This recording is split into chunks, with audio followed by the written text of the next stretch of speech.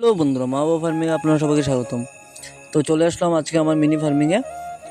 তো আশা করি পরশুদিনকে তোমরা দেখতেই পারছো যে আমার যে গাছার যে গিনিপিগটা মারা গেল, বড়টা, যেটা আমার প্রথম গিনিপিগ আসলো। এইটা আর গাছার মিলটা, দুটোটা মিল আমার প্রথম গিনিপিগ আসলো, যেটি আনছিলাম কৃষ্ণনগর থেকে। পরশুদিন রাত পরশুদিন আগের দিন রাত্রেবেলা কি হইলো বুঝলাম না কিছু, হঠাৎ করে দিয়ে মারা গেছে। সকালবেলা আইসি খাওয়ান দিতাম আয় দিদি এটা দিই সাইডটাই আছে, সাইডটাই আছে, এবার নিয়ে বাইরে রাখলাম তো মরে গেল। আশা করি ভিডিওটা দেখছো, শুনছো গীতা গীতা হয়েছে কাহিনীটি।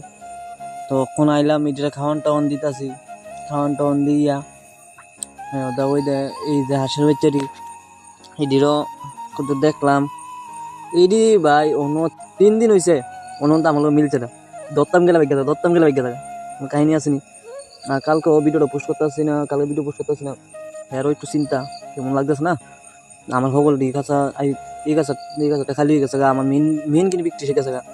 তো মনটা খারাপ হলে কালকে ভিডিও পোস্ট করতে আসছি না। ঠিক আছে, আজকের থেকে আশা করি রেগুলার ভিডিও দেওয়ার চেষ্টা করুন যে ভাই। তো এমনি আমাকে সাপোর্ট করো।